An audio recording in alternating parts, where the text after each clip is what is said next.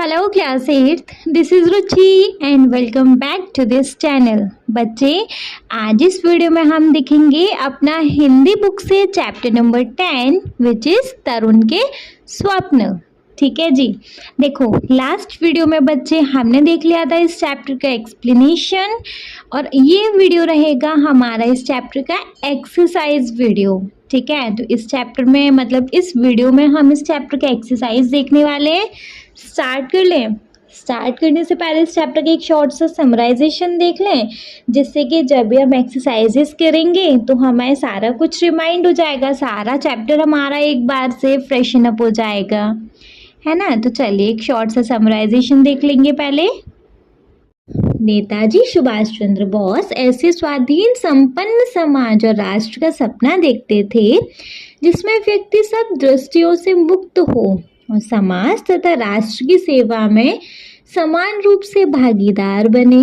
वे अपने उद्बोधनों में नारी मुक्ति और सभी को शिक्षा तथा समान अवसर मिलने की बात भी करते थे। अपना यह स्वप्न वे युवाओं को सौंपना चाहते थे, जिससे आदर्श समाज और आदर्श राष्ट्र का रूप साकार हो सके। आइए अब हम नेताजी के उस उद्बोधन के विषय में जानते हैं जो उन्होंने मेदिनीपुर जिला युवक सम्मेलन में 29 दिसंबर 1929 को युवाओं को संबोधित करते हुए प्रकट किया था। ठीक है, देखेंगे। स्वप्न तो अनेकों ने देखा। हमारे नेता स्वर्गीय देशबंधु चिरंतन दास ने भी एक सपना देखा। वही स्वप्न उनकी शक्ति का उत्स बना और उनके आनंद का निर्झर रहा। उनके स्वप्न के उत्तराधिकारी आज हम हैं, इसलिए हमारा भी एक स्वप्न है। इसी स्वप्न की प्रेरणा से हम उठते हैं, बैठते हैं, चलते हैं, फिरते हैं और लिखते हैं, भाषण देते हैं, कामकाज करते हैं। वह स्वप्न या आदर्श क्या है? हम चाहते हैं एक नया सर्वांगीण स्वाधीन संपन्न समाज और उस पर एक स्वाधीन राष्ट्र। उस समाज में व्यक्ति सब दृष्टियों से मुक्त हो तथा समाज के दबाव से वह मरे नहीं। उस समाज में जाति भेद का स्थान नहीं हो। उस समाज में नारी मुक्त होकर समाज एवं राष्ट्र के पुरुषों की तरह समान अधिकार का उपभोग करे और समाज तथा राष्ट्र की सेवा में समान रूप से हिस्सा ले। उस समाज के अर्थ की विषमता न हो। उस समाज में प्रत्येक व्यक्ति शिक्षा और उन्नति का समान अवसर पाए। जिस समाज में श्रम और कर्म की पूरी मर्यादा होगी और आलसी तथा अकर्मण्य के लिए कोई स्थान नहीं रहेगा, वह राष्ट्र किसी भी विजातीय प्रभाव से हर प्रकार से मुक्त रहेगा, जो हमारे स्वदेशी समाज के यंत्र के रूप में काम करेगा। सर्वोपरि वह समाज और राष्ट्र भारतवासी का अभाव मिटाएगा या भारतवासी के आदर्श को सार्थक बनाकर ही स्थिर नहीं होगा, बल्कि विश्व मानव के समक्ष आदर्श समाज और आदर्श राष्ट्र के रूप में गण्य होगा। मैं ऐसे समाज और राष्ट्र का ही स्वप्न देखता रहा हूँ। यह स्वप्न मेरे समक्ष नित्य एवं अखंड सत्य है। इस सत्य की प्रतिष्ठा के लिए सब कुछ किया जा सकता है, हर प्रकार का त्याग किया जा सकता है, हर संकट को सहा जा सकता है और इस स्वप्न को सार्थक बनाने के दौरान प्राण देना भी है तो वह मरण है स्वर्ग समान। हे मेरे तरुण भाइयों, तुम्हें देने लायक मेरे पास कुछ भी नहीं है, सिर्फ यही स्वप्न जो मैं असीम शक्ति और अपार आनंद देता है, जो मेरे शुद्र जीवन को भी सार्थक बनाता है। यह स्वप्न मैं तुम्हें उपहार स्वरूप देता हूँ, स्वीकार करो। ठीक है बच्चे, ये था हमारा इस चैप्टर का समराइजेशन। आ जाइए फिर अब इसकी एक्सरसाइज पर। देखो, एक्सरसाइज के अंदर बच्चे सबसे पहले वी हैव पाठ से। आइए हम इस पाठ पर विस्तार से चर्चा करें। आगे दी गई गतिविधियां इस कार्य में आपकी सहायता करेंगी। देखो, हमें क्या करना है, मतलब अब हम इस पे चर्चा करेंगे और आगे जो भी कुछ होगा देखते जाएंगे। सबसे पहले वी हैव मेरी समझ से। जिसके अंदर क है। निम्नलिखित प्रश्नों के उपयुक्त उत्तर के सम्मुख तारा बनाइए। कुछ प्रश्नों के एक से अधिक उत्तर भी हो सकते हैं। देखो क्या है कि हमारे पास यहाँ कुछ क्वेश्चंस दिए गए हैं और उन क्वेश्चंस के नीचे ऑप्शन है, ठीक है। जो ऑप्शन करेक्ट हो उस ऑप्शन के सामने स्टार बनाना है। मोर देन वन ऑप्शन भी करेक्ट हो सकते हैं, तो मोर देन वन ऑप्शन पर भी हम स्टार बना सकते हैं, ठीक है। चलो सबसे पहला है, उनके स्वप्न के उत्तराधिकारी आज हम हैं। इस कथन में रेखांकित शब्द हम किसके लिए प्रयुक्त हुआ है।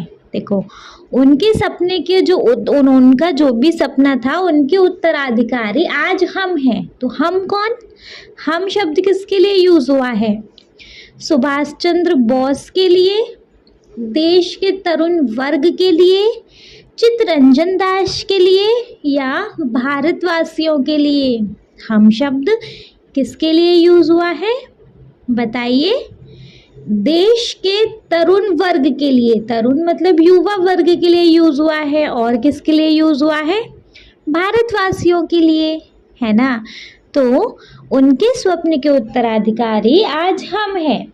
इस कथन में रेखांकित शब्द हम किसके लिए प्रयुक्त हुआ है, देश के तरुण वर्ग के लिए और भारतवासियों के लिए, ठीक है।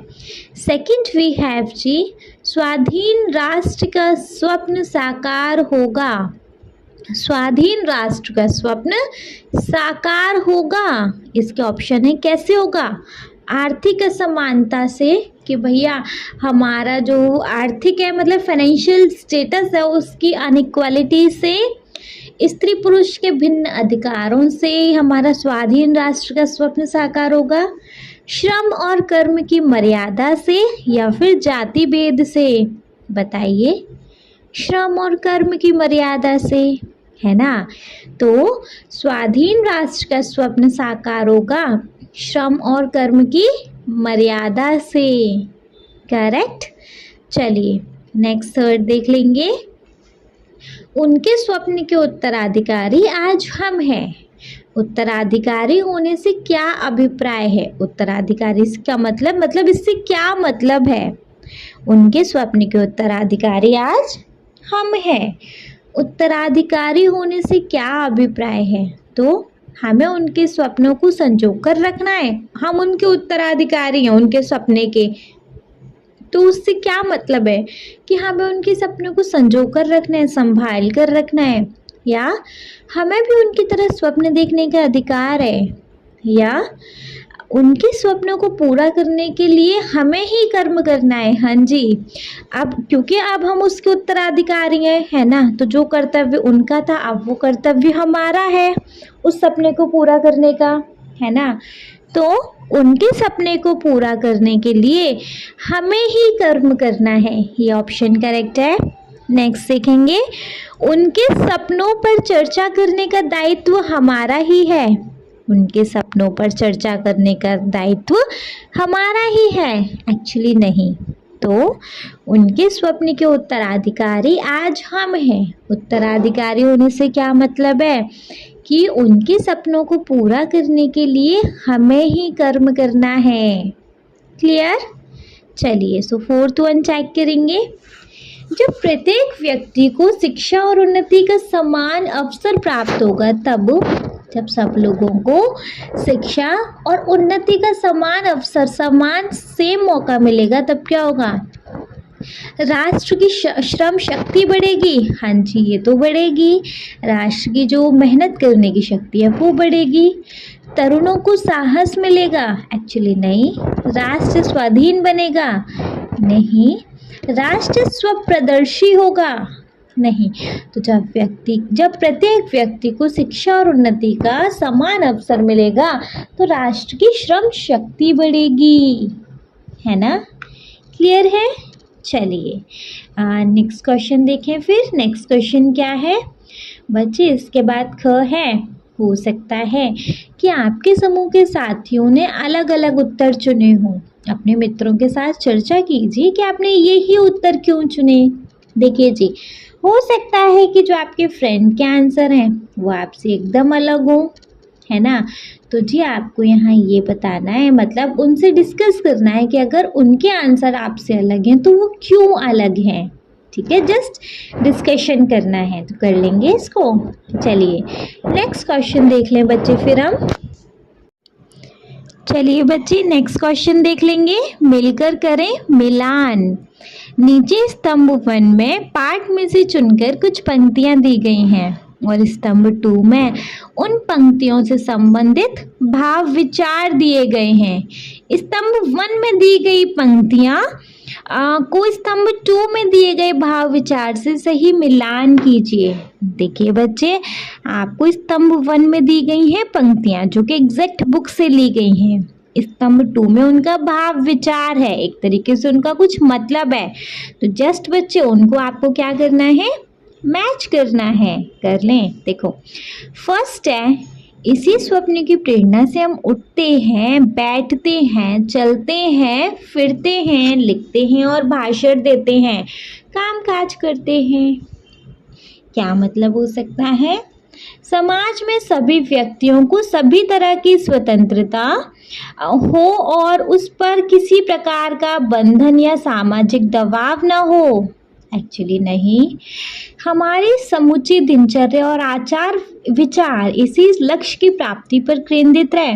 हाँ जी, कि इसी स्वप्न की प्रेरणा से हम उठते हैं, बैठते हैं, चलते हैं, फिरते हैं, लिखते हैं, भाषण देते हैं, काम काज करते हैं। तो हमारी समूची दिनचर्या और आचार विचार इसी लक्ष्य की प्राप्ति पर केंद्रित है। क्लियर? चलिए सेकंड वन वी हैव, जो राष्ट्र हमारे स्वदेशी समाज के यंत्र के रूप में काम करेगा, सर्वोपरि वह समाज और राष्ट्र भारतवासियों का अभाव मिटाएगा। जो राष्ट्र हमारे स्वदेशी समाज के यंत्र के रूप में काम करेगा, सर्वोपरि वह समाज और राष्ट्र भारतवासियों का अभाव मिटाएगा। तो देखो फर्स्ट तो है नहीं इसका, सेकंड ऑलरेडी बन चुका है इसका मैजिक। थर्ड देखेंगे, जिस देश की योजनाएं हमारे अपने समाज को ध्यान में रखकर बनाई जाएंगी, उस देश में किसी प्रकार का अभाव नहीं होगा। जिस देश की योजनाएं हमारे अपने समाज को ध्यान में रखकर बनाई जाएंगी, उस देश में किसी भी प्रकार का अभाव नहीं होगा। ये ऑप्शन करेक्ट हो सकता है। ठीक है, थर्ड देखेंगे, उस समाज में व्यक्ति जब दृष्टियों से मुक्त हो तथा समाज के दबाव से वह मरे नहीं। उस समाज में व्यक्ति सब दृष्टियों से मुक्त हो तथा समाज के दबाव से वह मरे नहीं। इसका एक ही ऑप्शन बचता है, क्या? समाज में सभी व्यक्तियों को सभी तरह की स्वतंत्रता हो, उस पर किसी तरह का बंधन या सामाजिक दबाव ना हो। क्या ऑप्शन हो सकता है? उस समाज में व्यक्ति सब दृष्टियों से मुक्त हो तथा समाज के दबाव से वह मरे नहीं। तो समाज में सभी व्यक्तियों को सभी तरह की स्वतंत्रता हो, उस पर किसी तरह का बंधन या सामाजिक दबाव ना हो। ठीक है, करेक्ट है। करेक्ट है तो बच्चे एक बार इनको वंस रीड कर लिया जाए। करेंगे। देखो फर्स्ट है, इसी स्वप्न की प्रेरणा से हम उठते हैं, बैठते हैं, चलते हैं, फिरते हैं, लिखते हैं, भाषण देते हैं, कामकाज करते हैं। तो इसका ऑप्शन करेक्ट हो सकता है, हमारी समुचित दिनचर्या और आचार विचार इसी लक्ष्य की प्राप्ति पर केंद्रित है। हमारी समुची दिनचर्या और आचार विचार इसी लक्ष्य या स्वप्न की प्राप्ति पर केंद्रित है। सेकंड है, जो राष्ट्र हमारे स्वदेशी समाज के यंत्र के रूप में काम करेगा, सर्वोपरि वह समाज और राष्ट्र भारतवासियों का अभाव मिटाएगा।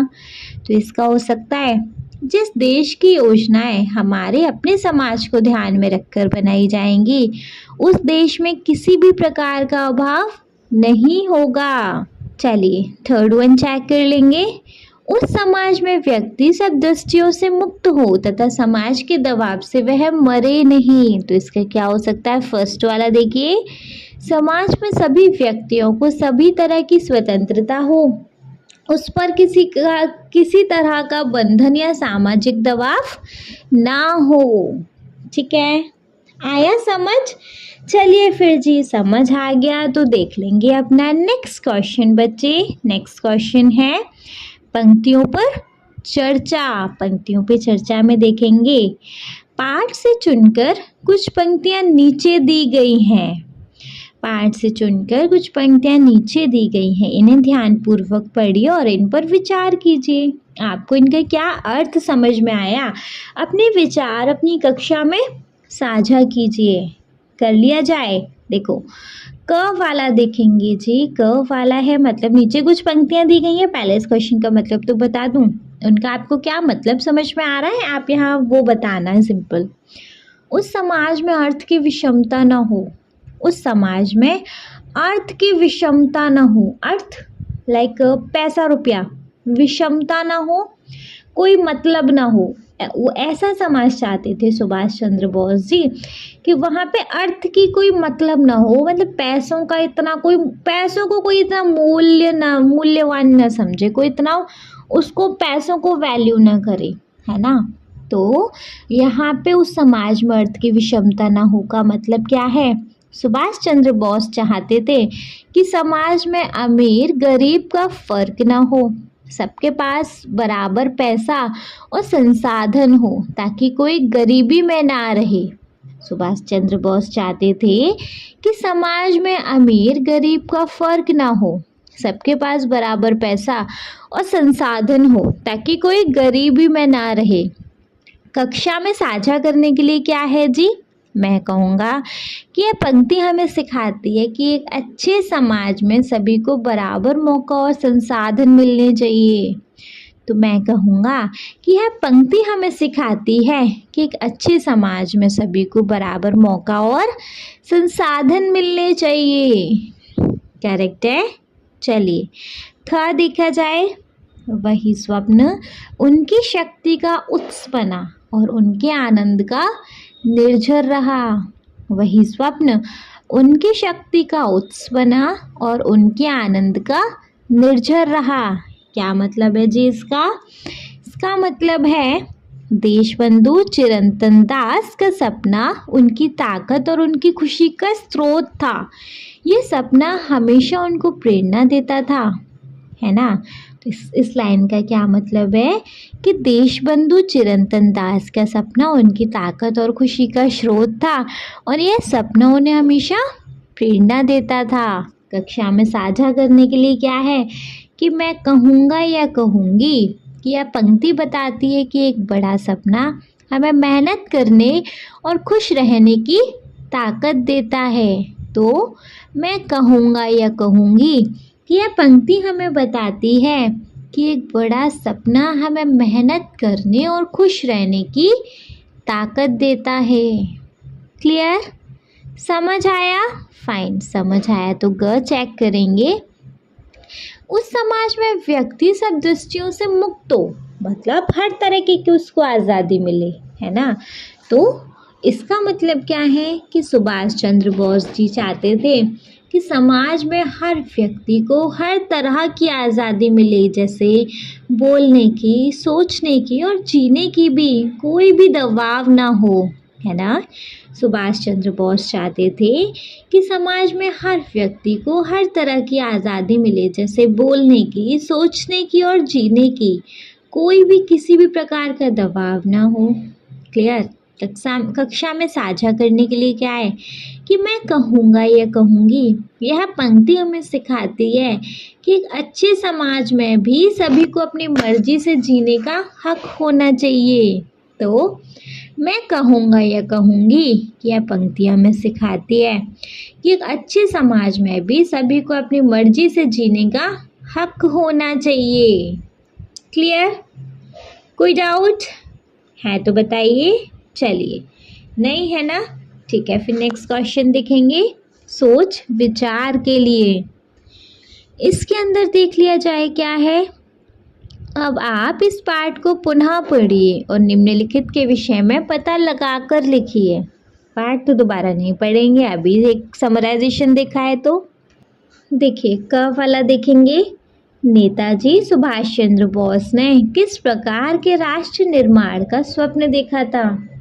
नेताजी सुभाष चंद्र बोस क्या चाहते थे कि उनका राष्ट्र किस तरीके का हो, कैसा सपना देखा था बताइए? जिसमें सबको बराबर मौका और शिक्षा मिले, है ना, नारी और पुरुष को समान अधिकार हो, कोई जातिवादी का भेदभाव ना हो, मेहनत और काम को सम्मान मिले, कोई गरीबी या अभाव न हो, देश विदेशी प्रभाव से मुक्त हो और विश्व में आदर्श राष्ट्र के रूप में जाना जाए। तो सबको बराबर मौका और शिक्षा मिले, नारी और पुरुष को समान अधिकार हो, जाति का भेदभाव न हो, मेहनत और काम को सम्मान मिले, कोई गरीबी या अभाव न हो और देश विदेशी प्रभाव से मुक्त हो और विश्व में आदर्श राष्ट्र के रूप में जाना जाए। क्लियर? आया समझ? चलिए आया तो देखेंगे ख वाला। नेताजी सुभाष चंद्र बोस ने किस लक्ष्य की प्राप्ति को अपने जीवन की सार्थकता के रूप में देखा? नेताजी सुभाष चंद्र बोस ने किस लक्ष्य की प्राप्ति को अपने जीवन की सार्थकता के रूप में देखा था? कौन सा लक्ष्य प्राप्ति को अपने जीवन की सार्थकता के रूप में देखा था जी? अपने सपने को सच करने को, है ना। तो नेताजी ने अपने सपने को सच करने को अपने जीवन की सार्थकता माना, जीवन की हकीकत माना। सार्थकता, हकीकत, ठीक है। उनका लक्ष्य था कि एक ऐसा समाज और राष्ट्र बनाना जो स्वतंत्र, समान और मजबूत हो। इसके लिए वे हर मुश्किल सहने और बलिदान देने को तैयार थे। नेताजी ने अपने सपने को सच करने को अपने जीवन की सार्थकता माना। उनका लक्ष्य था एक ऐसा समाज और राष्ट्र बनाना जो कि स्वतंत्र, समान और मजबूत हो। इसके लिए वे हर मुश्किल सहने और बलिदान देने को तैयार थे। क्लियर है? चलिए देखेंगे इसका ग वाला। आलस तथा अकर्मण्य के लिए कोई ऐसा स्थान नहीं रहेगा। सुभाष चंद्र बोस ने ऐसा क्यों कहा होगा? आलस्य तथा अकर्मण्य के लिए कोई स्थान नहीं रहेगा। सुभाष चंद्र बोस ने ऐसा क्यों कहा होगा? बोस ने ऐसा इसलिए कहा होगा, बॉस सुभाष चंद्र बोस, है ना, कि वे चाहते थे कि समाज में हर व्यक्ति मेहनत करे और देश के लिए कुछ करे। आलसी लोग समाज को कमज़ोर करते हैं, इसलिए उनके लिए कोई जगह नहीं होनी चाहिए, है ना जी।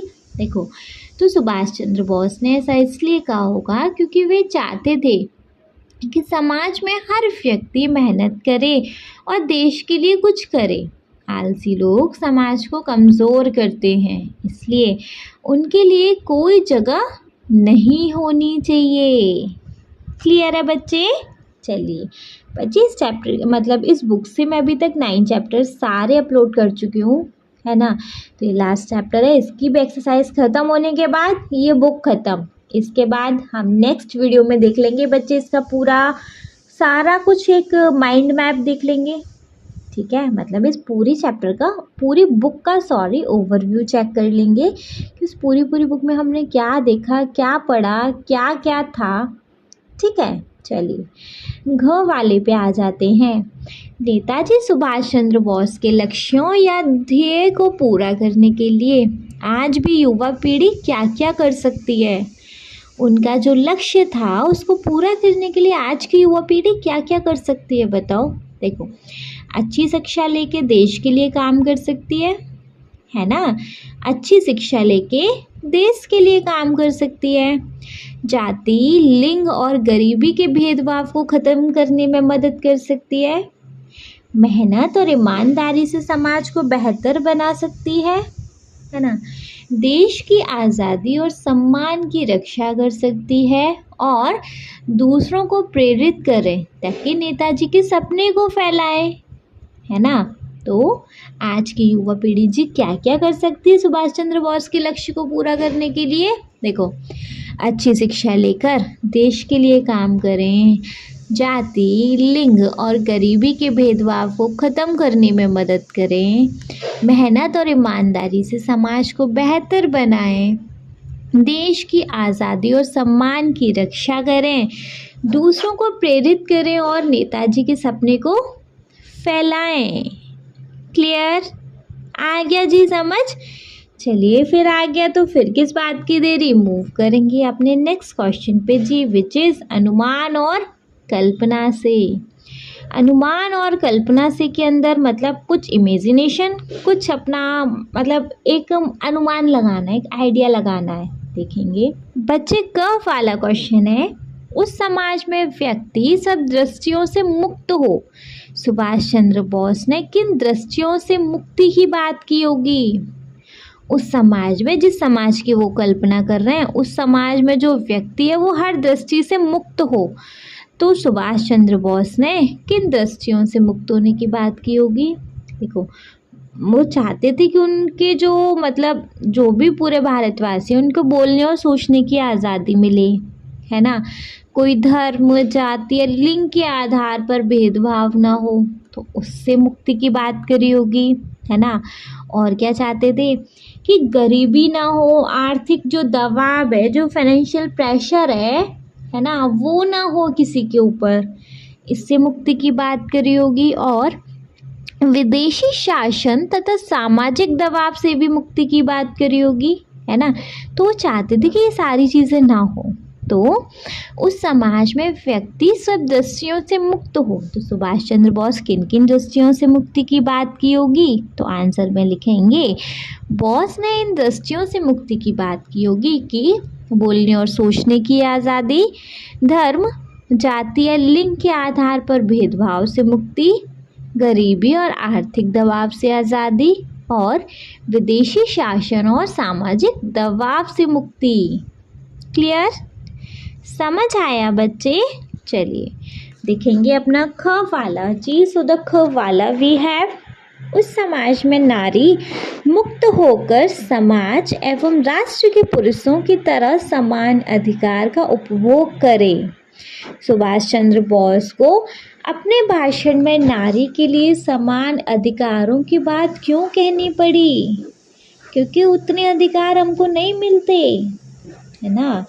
उस समाज में नारी मुक्त होकर समाज एवं राष्ट्र के पुरुषों की तरह समान अधिकार का प्रयोग करें। तो सुभाष चंद्र बोस ने को अपने भाषण में नारी के समान अधिकारों की बात क्यों कहनी पड़ी?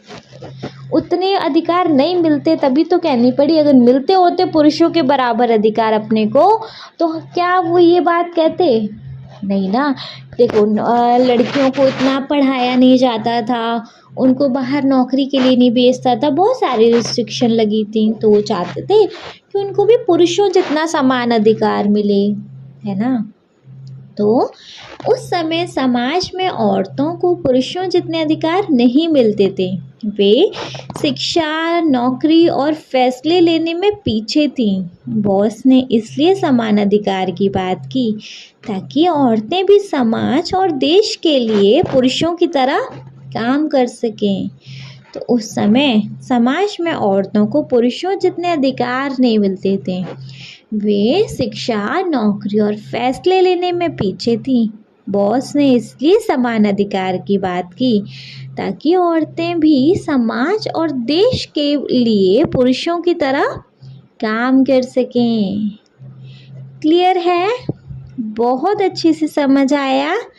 चलिए फिर अगर बहुत अच्छे से समझ आ गया तो इसका ग वाला क्वेश्चन देखेंगे। आपके विचार से हमारे समाज में और कौन कौन से लोग हैं जिन्हें विशेष अधिकार दिए जाने की आवश्यकता है?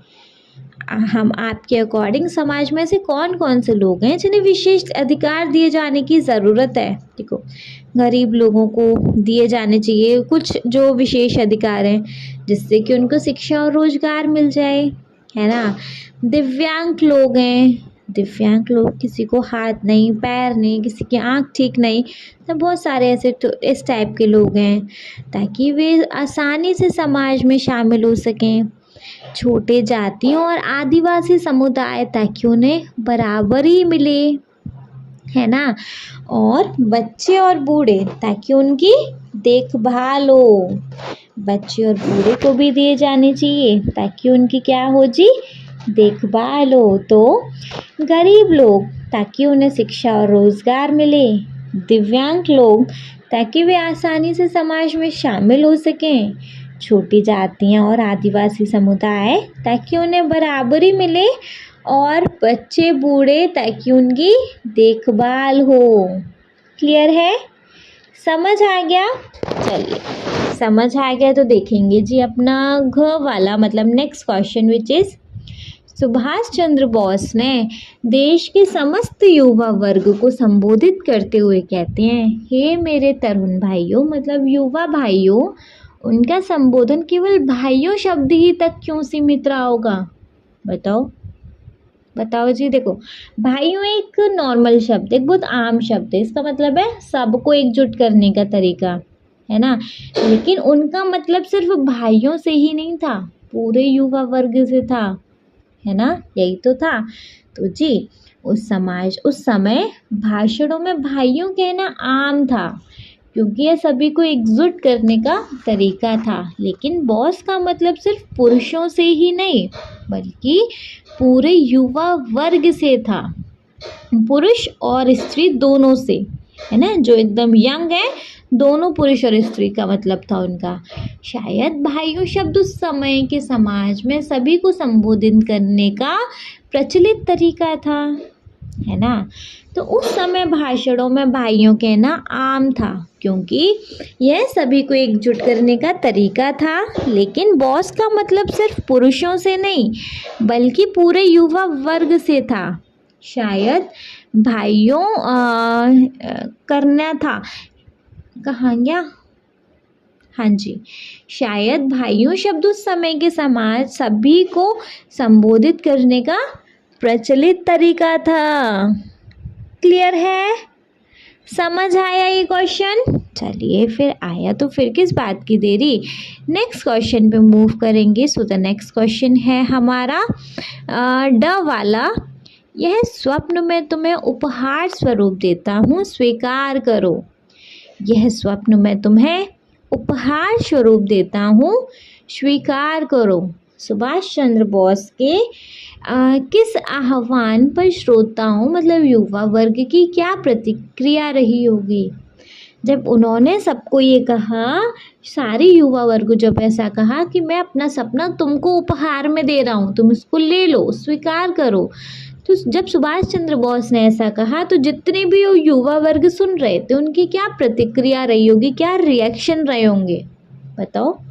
पूरा युवा वर्ग बड़ा उत्साहित और प्रेरित हो गया होगा, है ना। और सुभाष चंद्र बोस के जो भी जोशीले शब्द थे ना, उनने क्या किया होगा, उन शब्दों ने देश को कुछ करने की हिम्मत दी होगी, है ना। शायद कुछ ने तुरंत उनके साथ काम शुरू किया होगा, है ना। हो सकता है कुछ ने अपने सपने को, उनके सपने को अपने जीवन का लक्ष्य बना लिया हो सकता है ना। तो युवा वर्ग बहुत प्रेरित और उत्साहित हुआ होगा।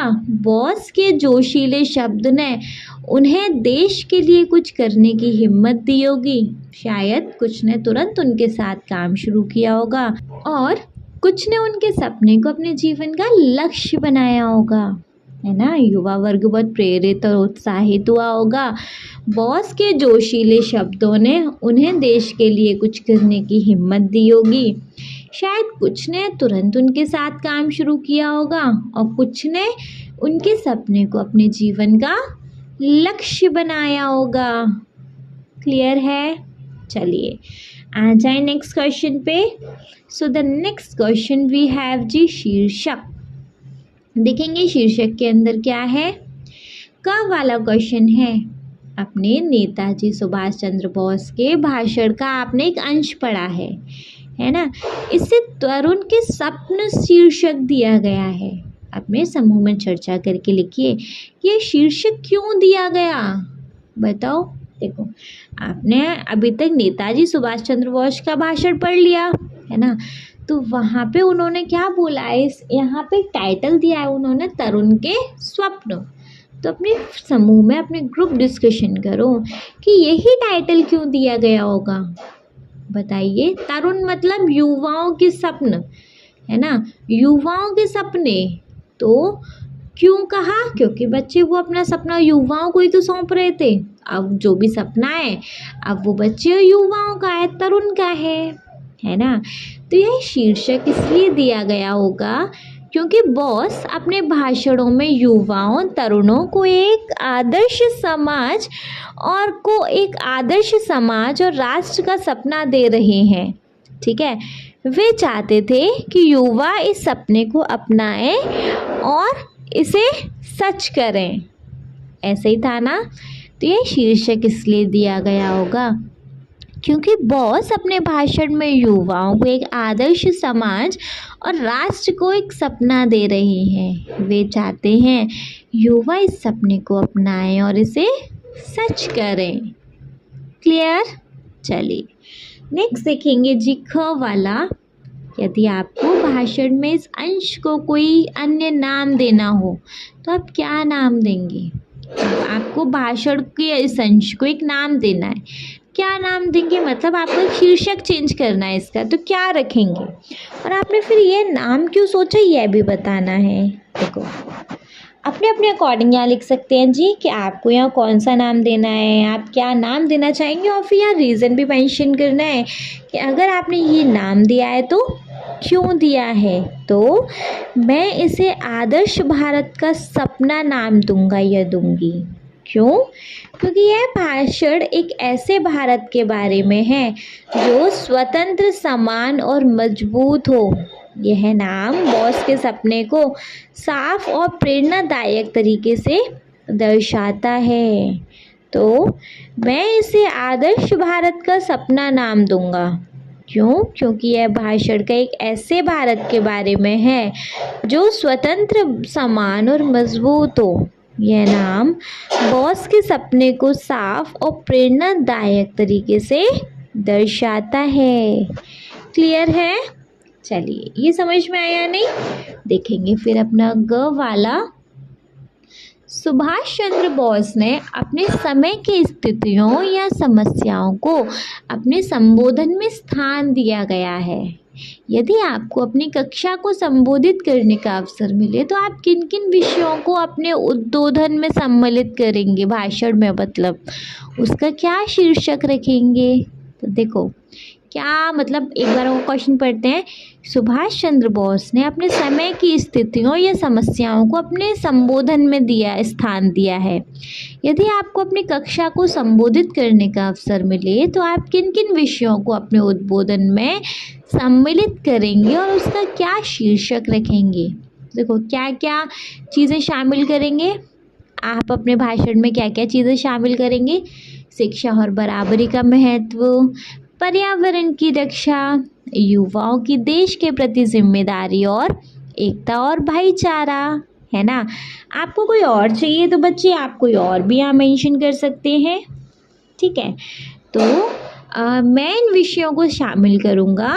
शिक्षा और बराबरी का महत्व, पर्यावरण की रक्षा, युवाओं की देश के प्रति जिम्मेदारी, एकता और भाईचारा। शीर्षक क्या रहेगा हमारा? हमारा नया भारत। क्या शीर्षक रहेगा?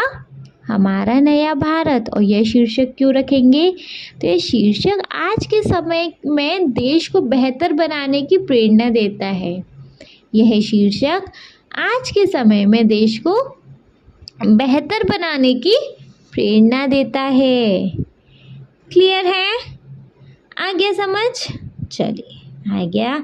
तो देखेंगे जी अपना next question. So the next question बच्चे वी हैव भाषा की बात।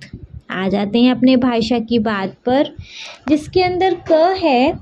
सुभाष चंद्र बोस ने अपने भाषण में संख्या, संगठन या भाव आदि का बोध कराने वाले शब्दों के साथ उनकी विशेषता अथवा गुण बताने वाले शब्दों का प्रयोग किया है। उनके भाषण से विशेषता अथवा गुण बताने वाले शब्द ढूंढकर दिए गए समूह को पूरा कीजिए। सुभाष चंद्र बोस ने अपने भाषण में संख्या, संगठन या भाव आदि का बोध कराने वाले शब्दों के साथ उनकी विशेषता या गुण बताने वाले शब्दों का भी प्रयोग किया है है ना। तो उनके भाषण से विशेषता अथवा गुण बताने वाले शब्द ढूंढकर नीचे दिए गए समूह को पूरा कीजिए। जैसे जी अखंड, अखंड क्या? सत्य है। जीवन क्या है? बताइए जीवन क्या है?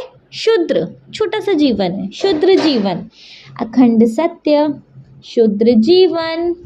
समाज, कैसा समाज चाहते थे वो? स्वाधीन और आदर्श समाज, यही चाहते थे ना। तो समाज स्वाधीन या आदर्श। राष्ट्र उनको कैसा चाहिए था? राष्ट्र भी वो ऐसे ही चाहते थे, स्वाधीन और आदर्श, है ना। राष्ट्र कैसा चाहते थे? सेम, स्वाधीन और आदर्श। जीवन कैसा चाहिए था उनको बच्चे? जीवन चाहिए था शुद्र, छोटा सा। शक्ति कैसी थी? मतलब शक्ति के आगे उन्होंने क्या यूज़ किया है? असीम शक्ति। शक्ति तो असीम शक्ति। आनंद तो अपार आनंद, है ना। इनके आगे क्या लिखा गया है वो बताना है। सत्य, अखंड सत्य। समाज स्वाधीन या आदर्श समाज। राष्ट्र तो स्वाधीन या आदर्श राष्ट्र। जीवन तो शुद्र जीवन। शक्ति तो असीम शक्ति। आनंद तो अपार आनंद। क्लियर?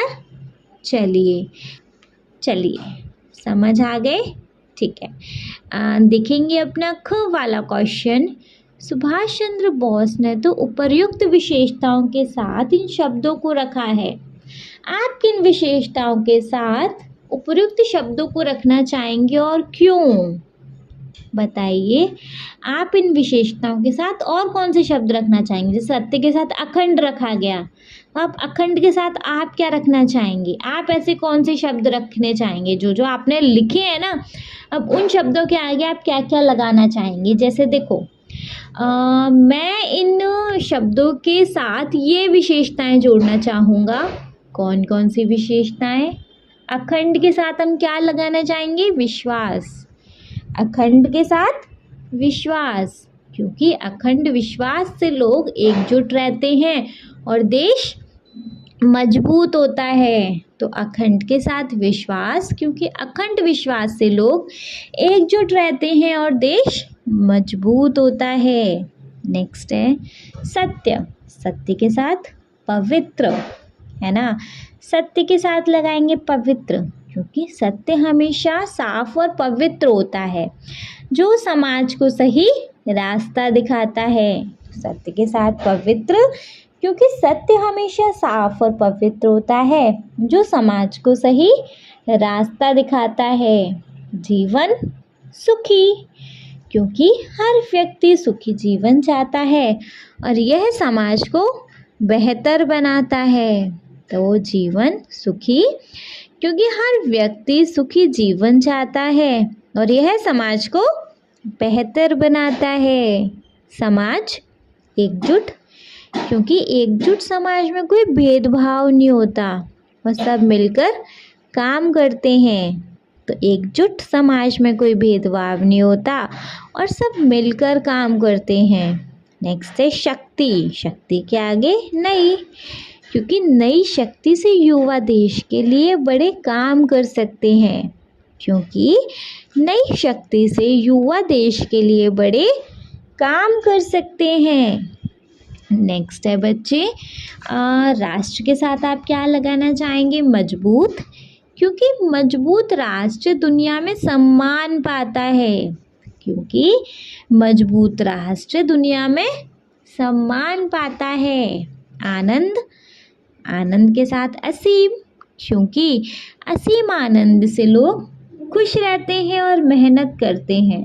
तो आनंद के साथ असीम, क्योंकि असीम आनंद से लोग खुश रहते हैं और मेहनत करते हैं। नेक्स्ट क्या? कुछ नहीं। और भैया हमने ये विशेषता क्यों चुनी है? क्योंकि ये शब्द सुभाष चंद्र बोस के सपने से मिलते जुलते हैं। वे चाहते थे कि समाज और राष्ट्र मजबूत, एकजुट और खुशहाल हो। ये विशेषता उनके सपने को और भी सुंदर बनाती है ना। क्लियर है? चलिए फिर क्लियर है तो देखेंगे अपना नेक्स्ट क्वेश्चन जी।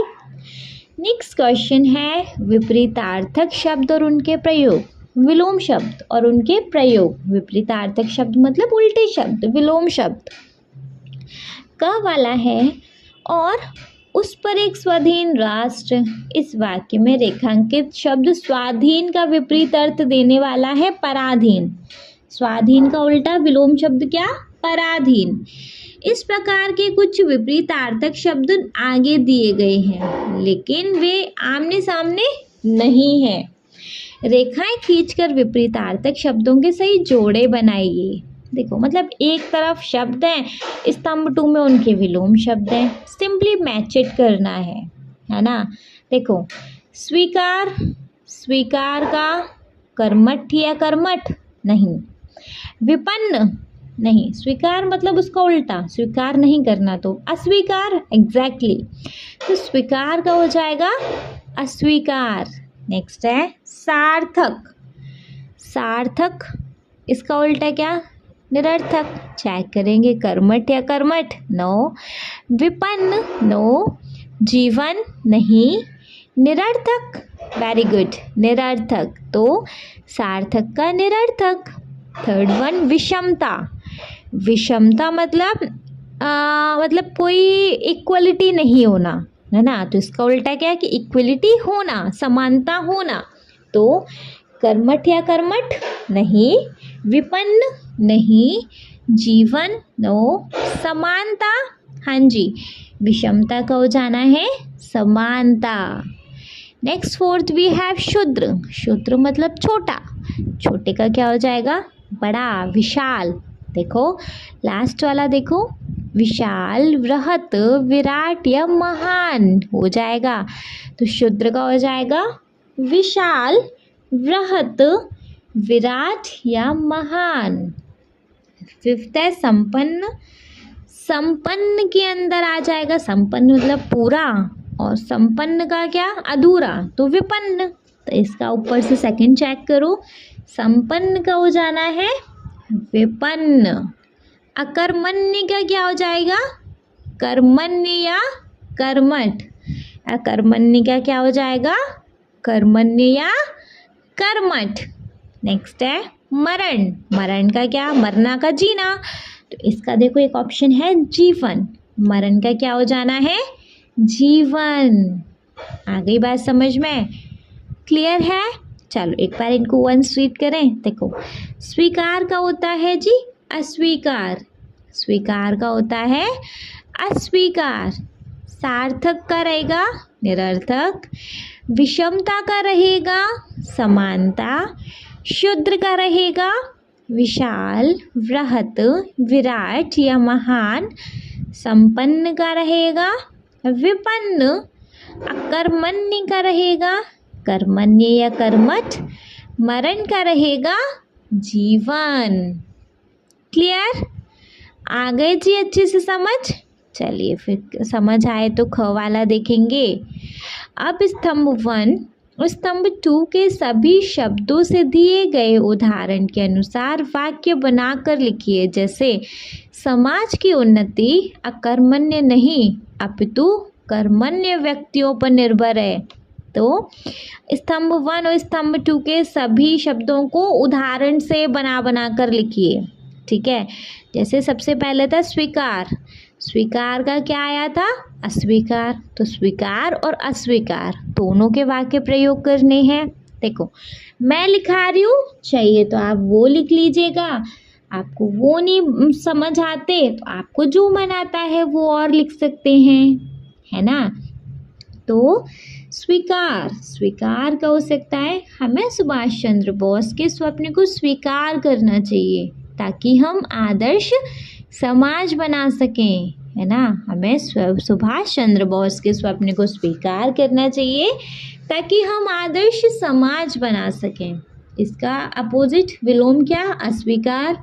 जो लोग मेहनत को अस्वीकार करते हैं वो समाज की उन्नति में बाधा डालते हैं, है ना। तो जो लोग मेहनत को अस्वीकार करते हैं वह समाज की उन्नति में बाधा डालते हैं। नेक्स्ट है सार्थक। सार्थक कोई चीज़ मतलब किसी चीज़ का मतलब होना, निरर्थक उस चीज़ का मतलब ना होना, है ना। सुभाष चंद्र बोस का सपना उनके जीवन को सार्थक बनाता है, मतलबी बनाता है, मतलबी इन द सेंस हकीकत में बदलता है ना, उसका कोई मतलब होता है। तो सुभाष चंद्र बोस का सपना उनके जीवन को सार्थक बनाता था। और निरर्थक, बिना मेहनत के काम करना निरर्थक है और समाज को कमज़ोर करता है। तो बिना मेहनत के काम करना निरर्थक है और समाज को कमज़ोर करता है। क्लियर है? चलिए नेक्स्ट देखेंगे हम विषमता। विषमता क्या क्या हो सकता है? समाज में विषमता को खत्म करना नेताजी का सपना था। समाज में विषमता को खत्म करना नेताजी का सपना था, है ना। समानता, विषमता मतलब बराबरी नहीं, तो बराबरी नहीं को ख़त्म करना नेताजी का सपना था, है ना। समानता, हमें समानता के लिए काम करना चाहिए ताकि सबको बराबर मौका मिले। तो हमें समानता के लिए काम करना चाहिए ताकि सबको बराबर मौका मिले। क्लियर? नेक्स्ट है शूद्र। शूद्र के अंदर देखेंगे हम, मतलब छोटा। सुभाष चंद्र बोस ने अपने शूद्र जीवन को देश के लिए सार्थक बनाया। सुभाष चंद्र बोस ने अपने शूद्र जीवन को भी देश के लिए सार्थक बनाया, है ना। शूद्र का अपोजिट क्या? बड़ा या विशाल या महान, है ना। तो उनका सपना एक विशाल और महान भारत का था। तो उनका सपना एक विशाल और महान भारत का था। नेक्स्ट है संपन्न। संपन्न मतलब पूरा। तो नेताजी चाहते थे कि हमारा देश संपन्न और खुशहाल रहे, पूर्ण रहे, है ना। नेताजी चाहते थे कि हमारा देश संपन्न और खुशहाल रहे।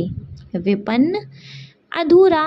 तो हमें विपन्न लोगों की मदद करनी चाहिए, जो मतलब पूरी तरीके से बराबरी में नहीं आ सकते, उन लोगों की मदद करनी चाहिए ताकि समाज में बराबरी आए, ताकि समाज में बराबरी आए। तो हमें विपन्न लोगों की मदद करनी चाहिए ताकि समाज में बराबरी आए। ठीक है। अकर्मण्य, समाज की उन्नति अकर्मण्य नहीं बल्कि मेहनती लोगों पर निर्भर है। समाज की उन्नति अकर्मण्य नहीं बल्कि मेहनती लोगों पर निर्भर है। कर्मण्य या कर्मठ मतलब अकर्मण्य उसका उल्टा, कर्मण्य उसका विलोम शब्द। तो कर्मण्य लोग ही देश को मजबूत बनाते हैं। कर्मण्य लोग ही देश को मजबूत बनाते हैं। नेक्स्ट है मरण। तो सुभाष चंद्र बोस ने कहा स्वप्न के लिए तो मरण भी स्वर्ग के समान है। सुभाष चंद्र बोस ने कहा स्वप्न के लिए तो मरण भी स्वर्ग के समान है। जीवन, हमें अपने जीवन देश की सेवा में लगाना चाहिए। हमें अपना जीवन देश की सेवा में लगाना चाहिए। क्लियर? आया समझ? चलिए आया तो देखेंगे अपना पाठ से आगे। इसके अंदर है आपकी बात। क वाला है आपने सुभाष चंद्र बोस के सपने के बारे में जाना। आप अपने विद्यालय, राज्य और देश के बारे में कैसे स्वप्न देखते हैं, लिखिए। देखो, हमने तो जान लिया कि सुभाष चंद्र बोस का सपना क्या था। अब आपके सपने क्या है अपने विद्यालय को लेके, राज्य को लेके, देश को लेके, वो बताइए। अब वो बता देंगे यहाँ। ठीक है। ख है हमें बड़े संघर्षों के बाद सफलता मिली है। हमें बड़े संघर्षों के बाद सफलता मिली है। अपनी स्वतंत्रता को बनाए रखने के लिए आप अपने स्तर पर क्या क्या कर सकते हैं, लिखिए। तो क्या क्या कर सकते हैं भैया कि हमारी ये स्वतंत्रता बनी रहे, उसके लिए आप क्या क्या कर सकते हैं बताइए। हम अपने देश का सम्मान करें और झंडे को इज्जत दें, है ना। झंडा हमारे देश की शान है, उसको इज्जत दें। तो हम अपने देश का सम्मान करें और झंडे को इज्जत दें। स्कूल में अच्छे संस्कार सीखें और दूसरों के साथ प्यार से रह सकते हैं। गंदगी ना फैलाएं और पर्यावरण की रक्षा करें। ये सारी चीज़ें अगर हम करेंगे तो हमारे देश की स्वतंत्रता बनी रहेगी नहीं। ठीक है, अपने अधिकारों के साथ दूसरों के अधिकारों का भी ध्यान रखें। अपने अधिकारों के साथ दूसरों के अधिकारों का भी ध्यान रखें। देश के लिए मेहनत और पढ़ाई से भविष्य बनाएं। देश के लिए मेहनत करें और पढ़ाई से भविष्य बनाएं, है ना। तो हम अपने देश का सम्मान करें और झंडे को इज्जत दें। स्कूल में अच्छे संस्कार सीखें और दूसरों के साथ प्यार से रहें। गंदगी ना फैलाएं और पर्यावरण की रक्षा करें।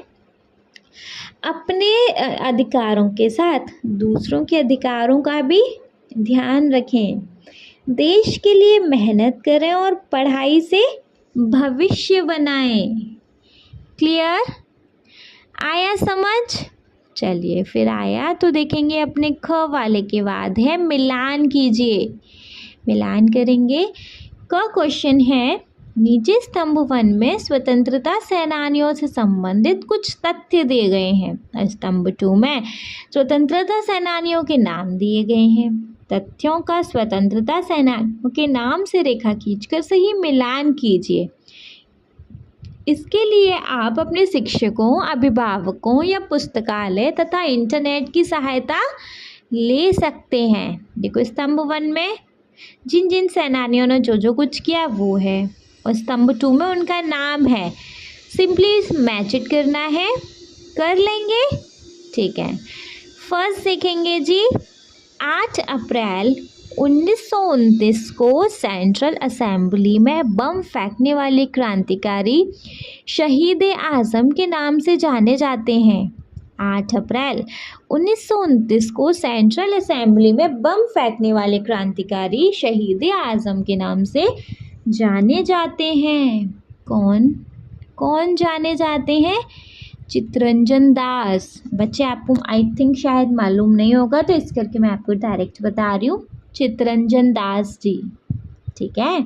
सेकंड है, स्वराज पार्टी के संस्थापकों में से एक सुभाष चंद्र बोस के राजनीतिक गुरु कहे जाते हैं। सुभाष चंद्र बोस के राजनीतिक गुरु कौन कहे जाते हैं? जो कि स्वराज पार्टी के संस्थापकों में से एक है।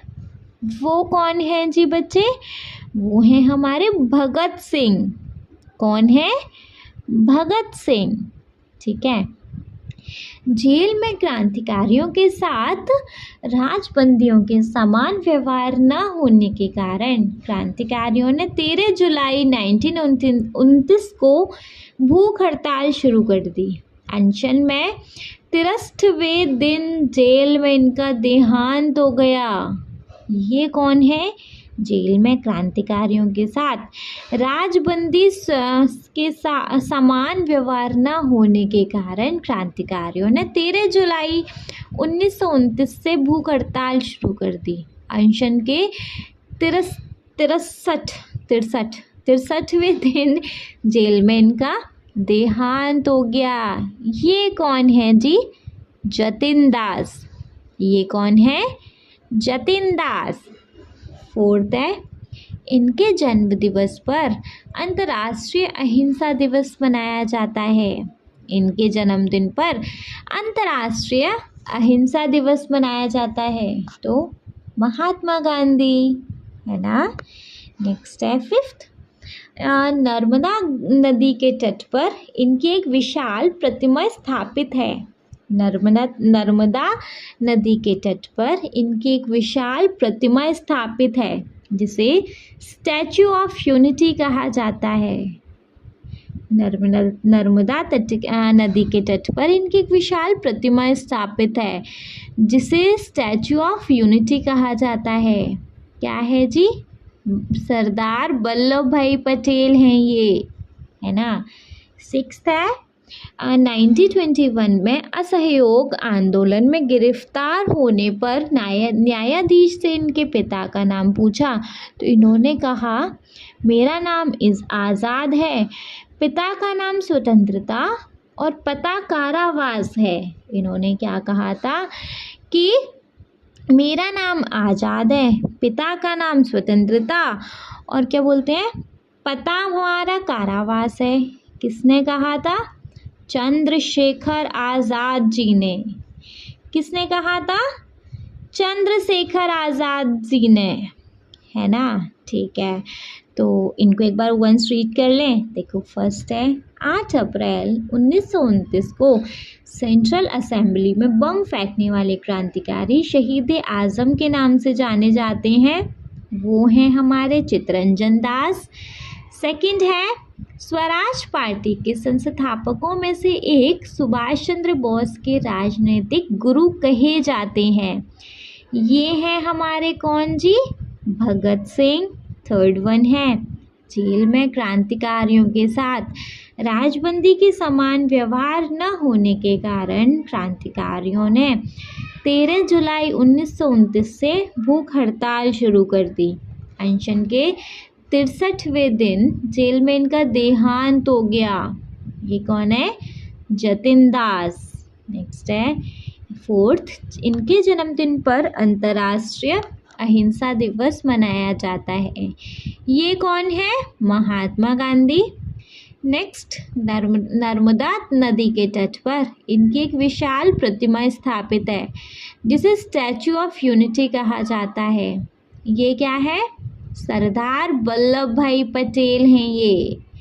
नेक्स्ट है 1921 में असहयोग आंदोलन में गिरफ्तार होने पर न्यायाधीश ने इनके पिता का नाम पूछा तो इन्होंने कहा, मेरा नाम आज़ाद है, पिता का नाम स्वतंत्रता और पता कारावास है। ये किसने कहा था जी? सरदार वल्लभ नहीं सॉरी चंद्रशेखर आज़ाद जी ने। किसने कहा था? चंद्रशेखर आज़ाद जी ने। करेक्ट। चलिए, ख वाला देख लिया जाए। इनमें से एक स्वतंत्रता सेनानी का नाम तरुण के स्वप्न पाठ में भी आया है, उसे पहचान कर लिखिए। तो तरुण के स्वप्न में भी इनमें से कौन से सेनानी का नाम आया है? चित्तरंजन दास जी का आया है ना। तो तरुण के स्वप्न पाठ में चित्तरंजन दास का नाम आया है। पाठ में सुभाष चंद्र बोस ने उनके स्वप्न की बात की है और उन्हें अपना प्रेरणा स्रोत माना है ना। तो तरुण के स्वप्न पाठ में चित्तरंजन दास का नाम आया है। पाठ में सुभाष चंद्र बोस ने उनके स्वप्न की बात की और अपना प्रेरणा स्रोत माना है। क्लियर है? चलिए, नेक्स्ट क्वेश्चन देख लिया जाए। So the next question we have, सर्वागीत स्वाधीन संपन्न समाज के लिए कुछ प्रयास। ठीक है, नेताजी सुभाष चंद्र बोस और उन अन्य स्वतंत्रता सेनानियों ने स्वाधीन संपन्न समाज की स्थापना के लिए अपने समय में अनेक प्रयास किए, है ना। स्वतंत्रता प्राप्ति के पश्चात इस दिशा में क्या क्या उल्लेखनीय प्रयत्न किए गए हैं और क्या क्या काम किए गए हैं? अपने सामाजिक अध्ययन की, एसएसटी की, सोशल स्टडी की पाठ्य पुस्तक या फिर अपने अनुभवों या फिर एवं पुस्तकालय की सहायता से लिखिए। लिख सकते हैं। देखो क्या क्या कार्य किए गए हैं। नेताजी सुभाष चंद्र बोस और अन्य स्वतंत्रता सेनानियों के क्या क्या प्रयास रहे हैं। देखो, नेताजी सुभाष चंद्र बोस ने आज़ाद हिंद फौज बनाई और तुम मुझे खून दो मैं तुम्हें आज़ादी दूंगा का नारा देकर लोगों को प्रेरित किया। महात्मा गांधी ने अहिंसा और सत्याग्रह से आज़ादी की लड़ाई लड़ी, जैसे दांडी यात्रा और भारत छोड़ो आंदोलन। भगत सिंह और चंद्रशेखर आज़ाद ने क्रांति के रास्तों से अंग्रेज़ों का विरोध किया। इन सभी ने एक स्वाधीन और संपन्न समाज का सपना देखा, है ना। नेताजी सुभाष चंद्र बोस ने आज़ाद हिंद फौज बनाई और तुम मुझे खून दो मैं तुम्हें आज़ादी दूंगा का नारा देकर लोगों को प्रेरित किया।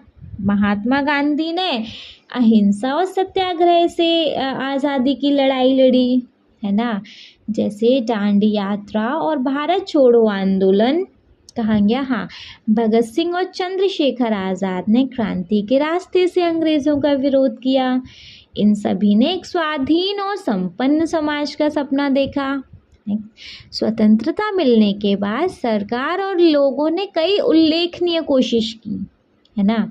स्वतंत्रता मिलने के बाद सरकार ने और बहुत सारे उल्लेखनीय मतलब प्रसिद्ध लोगों ने बहुत सारी कोशिश की, जो कि मेरी सामाजिक अध्ययन की किताब अनुभव और पुस्तकालय से मुझे पता चली। जैसे शिक्षा के लिए सरकार ने सर्व शिक्षा अभियान शुरू किया, जिससे हर बच्चे को मुफ्त पढ़ाई मिले। आज स्कूल गरीब बच्चों के लिए मिड डे मील भी भेजा है, जिसे मैंने खुद देखा है ना। तो शिक्षा के लिए सरकार ने सर्व शिक्षा अभियान शुरू किया, जिससे हर बच्चे को मुफ्त पढ़ाई मिले। आज स्कूलों में गरीब बच्चों के लिए मिड डे मील भी मिलता है, जो मैंने खुद देखा है। नेक्स्ट है गरीबी हटाने के लिए। तो गरीबी हटाने के लिए क्या किया गया? पंचवर्षीय योजनाओं से गांव में सड़कें, बिजली और पानी की व्यवस्था की गई। मेरे गांव में भी सोलर लाइट्स लगी है ना। पंचवर्षीय योजनाओं में गांव में सड़कें, बिजली और पानी की व्यवस्था की गई और गांव में सोलर लाइट्स लगी है। बराबरी के लिए क्या किया गया? संविधान में सभी को समान अधिकार दिए गए। महिलाओं और दलितों के लिए नौकरी और शिक्षा में आरक्षण हुआ, जिससे वे आगे बढ़ सकें, है ना। संविधान में सभी को समान अधिकार दिए गए। महिलाओं और दलितों के लिए नौकरी और शिक्षा में आरक्षण हुआ, जिससे वे आगे बढ़ सकें। नेक्स्ट है स्वास्थ्य के लिए जी आयुष्मान भारत योजना से गरीब लोग मुफ्त इलाज करा सकते हैं। मेरे पड़ोस में कई को इसका फ़ायदा मिला है ना। आयुष्मान भारत योजना से गरीब लोग मुफ्त इलाज करा सकते हैं। मेरे पड़ोस में किसी को इसका फ़ायदा मिला है। आर्थिक विकास के लिए क्या किया गया? उद्योग और तकनीक को बढ़ावा दिया गया। आज भारत में मोबाइल और कंप्यूटर बनाने की फैक्ट्रियां हैं। तो आर्थिक विकास के लिए क्या किया गया कि उद्योग और तकनीक को बढ़ावा दिया गया। आज भारत में कंप्यूटर और मोबाइल बनाने की फैक्ट्रियां हैं। इससे निष्कर्ष क्या निकला जी? ये सभी प्रयास सुभाष चंद्र बोस के स्वाधीन और संपन्न समाज के सपने को पूरा करने की दिशा में हैं। ये सभी प्रयास सुभाष चंद्र बोस के स्वाधीन और संपन्न समाज के सपने को पूरा करने की दिशा में है। मैंने अपनी किताब और आसपास के अनुभव से ये सीखा है कि पुस्तकालय से भी इतिहास की किताबों में इन योजनाओं के बारे में पढ़ा। पुस्तकालय से भी इतिहास की किताबों में इन योजनाओं के बारे में पढ़ा। ठीक है, आया समझ? चलो नेक्स्ट क्वेश्चन पे आ जाओ। So the next question we have जी स्त्री सशक्तिकरण। स्त्री सशक्तिकरण के अंदर क है सुभाष चंद्र बोस ने स्त्रियों के लिए समान अधिकार की बात कही है। अपने अनुभवों के आधार पर बताइए कि उन्हें कौन कौन से विशेष अधिकार राज्य की ओर से दिए गए हैं। बताइए जी, उनको कौन कौन से ऐसे अधिकार हैं जो उनको राष्ट्र की तरफ से मिले हैं।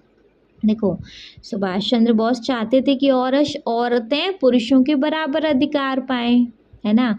और आज सरकार ने औरतों को कई विशेष अधिकार दिए हैं, जो मैंने अपने आसपास भी देखे हैं, जैसे शिक्षा, नौकरी, सुरक्षा, स्वास्थ्य और वोट का अधिकार, है ना।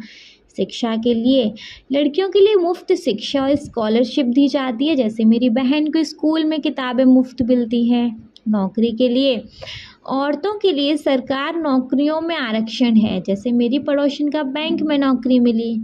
सुरक्षा के लिए महिलाओं के लिए हेल्पलाइन 1091 और कानून जैसे दहेज विरोधी कानून बनाए गए हैं। स्वास्थ्य के लिए माताओं और बच्चों के लिए मुफ्त टीकाकरण और चेकअप कैंप लगते हैं, जो मैंने गांव में देखे हैं। वोट का अधिकार, औरतें भी पुरुष की तरह वोट डाल सकती हैं, जैसे मेरी माँ चुनाव में जाती है। ठीक है, चलिए ख वाला देखेंगे। सो द ख वाला वी हैव जी सुभाष चंद्र बोस ने आज़ाद हिंद फौज का नेतृत्व किया था। उसमें एक टुकड़ी स्त्रियों की भी थी, है ना, उस टुकड़ी का नाम पता लगा कर लिखिए। उस टुकड़ी की भूमिका क्या थी यह भी बताइए, बताएं। देखो, सुभाष चंद्र बोस की आज़ाद हिंद फौज में औरतों की एक टुकड़ी थी जिसका नाम झांसी रेजिमेंट था।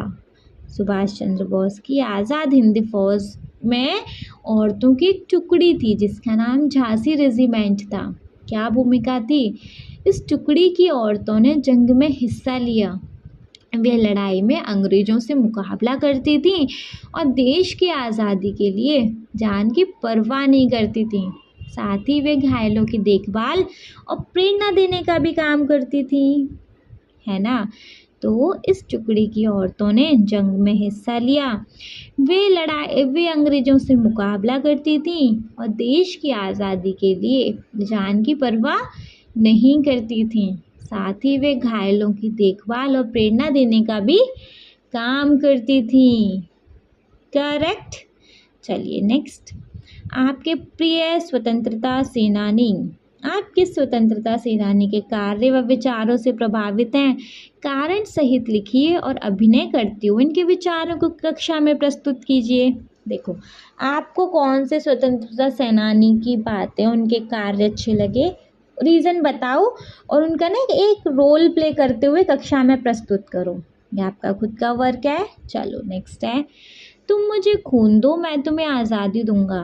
ब्रिटिश शासन के विरुद्ध संघर्ष में 1944 में सुभाष चंद्र बोस ने तुम मुझे खून दो मैं तुम्हें आज़ादी दूंगा नारे के माध्यम से आह्वान किया था। स्वाधीनता संग्राम के दौरान और भी बहुत सारे नारे दिए गए। ये नारे स्वतंत्रता सेनानियों के अदम्य साहस, निर्भीकता और देश प्रेम को दर्शाते हैं। नीचे स्तंभ 1 में कुछ नारे दिए गए हैं। नारों के सामने लिखिए कि किसके द्वारा नारा दिया गया। आप पुस्तकालय या इंटरनेट की सहायता भी ले सकते हैं, ठीक है। जैसे नारा स्वराज्य मेरा जन्म सिद्ध अधिकार है, यह नारा किसने दिया? स्वराज्य मेरा जन्म सिद्ध अधिकार है, बाल गंगाधर तिलक ने। यह नारा किसने दिया था जी? बाल गंगाधर तिलक ने। करो या मरो, यह नारा किसने दिया? महात्मा गांधी ने। मैं आज़ाद हूँ, आज़ाद रहूँगा और आज़ाद ही मरूँगा। मैं आज़ाद हूँ, आज़ाद रहूँगा और आज़ाद ही मरूँगा। यह नारा किसने दिया? चंद्रशेखर आज़ाद जी ने। इंकलाब जिंदाबाद, साम्राज्यवाद मुर्दाबाद, यह नारा किसने दिया? भगत सिंह ने। पूर्ण स्वराज, पूर्ण स्वराज, यह नारा किसने दिया? जवाहरलाल नेहरू ने। तो स्वराज्य मेरा जन्मसिद्ध अधिकार है, ये नारा दिया था बाल गंगाधर तिलक ने। करो या मरो नारा दिया था महात्मा गांधी ने। मैं आज़ाद हूँ, आज़ाद रहूँगा और आज़ाद ही मरूँगा, यह नारा दिया था चंद्रशेखर आज़ाद ने। इंकलाब जिंदाबाद, साम्राज्यवाद मुर्दाबाद, यह नारा दिया था भगत सिंह ने। पूर्ण स्वराज, यह नारा दिया था जवाहरलाल नेहरू ने। ठीक है, क्लियर है? चलिए क्लियर है तो फिर किस बात की देरी, नेक्स्ट क्वेश्चन पे आ जाएं, विच इज जी परियोजना कार्य। परियोजना कार्य में है आप सभी राज्यों के स्वतंत्रता सेनानियों के विषय में पढ़कर उनमें से 10 महिला 10 पुरुष स्वतंत्रता सेनानियों के चित्र का संग्रह करके एक संग्रहिका तैयार कीजिए। चित्रों के नीचे उनके विशेष योगदान के बारे में 1-2 वाक्य भी लिखिए। अपनी संग्रहिका तैयार करते समय ध्यान रखिए कि आप किसी भी राज्य से एक से अधिक व्यक्ति ना चुने। ठीक है, क्या क्वेश्चन है एक बार वापस पढ़ते हैं। आप सभी राज्यों के स्वतंत्रता सेनानियों के विषय में पढ़कर उनमें से 10 महिला एवं पुरुष स्वतंत्रता सेनानियों के चित्रों का संग्रह करके एक संग्रहिका तैयार कीजिए। चित्रों के नीचे उनके विशेष योगदान के बारे में 1-2 वाक्य भी लिखे हैं। अपनी संग्रहिका तैयार करते समय ध्यान रखिए कि आप किसी भी राज्य से एक से अधिक व्यक्ति ना चुने। कर सकते हैं इसको, है ना। क्या करने हैं भैया, क्या आपको स्वतंत्रता सेनानी लिखने हैं, ठीक है, उनकी पिक्चर लगानी है और उनके बारे में वाक्य भी लिखने हैं। जैसे आप रानी लक्ष्मीबाई के बारे में लिख सकते हैं, बेगम हजरत महल के बारे में लिख सकते हैं, सरोजनी नायडू के बारे में लिख सकते हैं, अरुणा आसफ अली के बारे में लिख सकते हैं, कस्तूरबा गांधी के बारे में लिख सकते हैं, कमला चट्टोपाध्याय के बारे में लिख सकते हैं, रानी चैनम्मा के बारे में लिख सकते हैं और लक्ष्मी सहगल के बारे में लिख सकते हैं, माता सुंदरी के बारे में, महात्मा गांधी के बारे में, चंद्रशेखर आज़ाद हैं उनके बारे में, सुभाष चंद्र बोस के बारे में, सरदार पटेल हैं, मंगल पांडे हैं, जवाहरलाल नेहरू हैं, बाल गंगाधर तिलक हैं, लाला लाजपत राय हैं, बहुत सारे हैं। इनके बारे में आप लिख सकते हैं। आई थिंक कोई प्रॉब्लम नहीं होगी। ठीक है, चलिए नेक्स्ट क्वेश्चन देख लिया जाए। सो द नेक्स्ट क्वेश्चन है बच्चे, हमारे पास लास्ट क्वेश्चन है झरोके से, पढ़ लें इसको। देखो, आपने जो पाठ पढ़ा है उसमें सुभाष चंद्र बोस तरुणों से अपने सपनों की बात करते हैं। अब आप नेताजी सुभाष चंद्र बोस द्वारा लिखित पत्र पढ़िए, जिसमें उन्होंने गृह एवं कुटीर उद्योग पर अपने विचार व्यक्त किए हैं। तो आपने जो पाठ पढ़ा है उसमें सुभाष चंद्र बोस तरुणों से अपने सपनों की बात करते हैं, युवाओं से अपने सपनों की बात करते हैं, है ना। अब आप नेताजी सुभाष चंद्र बोस द्वारा लिखित पत्र लिखिए, पढ़िए, जिसमें उन्होंने गृह एवं कुटीर उद्योग पर अपने विचार व्यक्त किए हैं। पढ़ लें तो देखो, गृह उद्योग के बारे में नेताजी का एक पत्र। मुझे यहाँ तक याद है मैं मात्र 1 मीटर पॉलिटेक्निक में गया था। पॉलिटेक्निक के सभी कामों में एकमात्र बेंत का काम अथवा मिट्टी के खिलौने बनाने का काम हमें गृह उद्योग के रूप में चलाना होगा। अब यदि अंत में मिट्टी के खिलौने बनाने का काम चलाने का प्रस्ताव हो तो कोई भी कुछ दिनों में यह काम सीख सकता है, खर्च कुछ भी नहीं लगेगा। हम जब गृह उद्योग प्रारंभ करेंगे तो मात्र रंगों के लिए कुछ नगद रुपए खर्च होंगे, इसके अलावा बहुत कम खर्च होगा, है ना। देखो नेक्स्ट है, मैंने एक बात मेरे मन में बार बार उठती रहती है, पहले भी शायद इस विषय से मैंने लिखा है। सीप के बटन तैयार करना बंगाल में के बहुत से गांवों में यह काम घर घर में हो रहा है। गरीब गृहस्थों के घर में स्त्री पुरुष अपने फुर्सत के समय में यह काम करते रहते हैं। किसी एक कार्यकर्ता को बहुत कम समय में यह काम सिखाया जा सकता है, अथवा यह काम जानने और सीखने वाले एक नए कार्यकर्ता को आप लोग नियुक्त कर सकते हैं। मुझे लगता है कि पत्थरों के ऊपर घिसकर बटन बनाया जा सकता है। हम चाहें तो बना सकते हैं, सिर्फ पतला कोई यंत्र हो जिसमें छेद किया जा सके। जिसके अलावा गोल काटने के लिए एक धारदार यंत्र की आवश्यकता पड़ सकती है। समिति के कुछ ओर से कुछ यंत्र और एक बोरा सीप मंगाकर ही यह कार्य प्रारंभ किया जा सकता है। काम सहायता प्रार्थियों में आबद्ध रहेगा। आप देखेंगे कि गरीब परिवार अपनी आय बढ़ाने के लिए काम स्वयं प्रारंभ कर देगा। समिति सिर्फ सस्ते दामों में रॉ मटेरियल आदि जुटा देगी और तैयार वस्तुओं को अधिक दामों में बेचने की व्यवस्था करेगी। यह काम आरंभ करना पड़ा तो पहल इसके लिए बहुत अधिक समय देना होगा। ठीक है, नेक्स्ट है, बंगाल में बटन निर्माण गृह उद्योग के रूप में ही चल रहा है।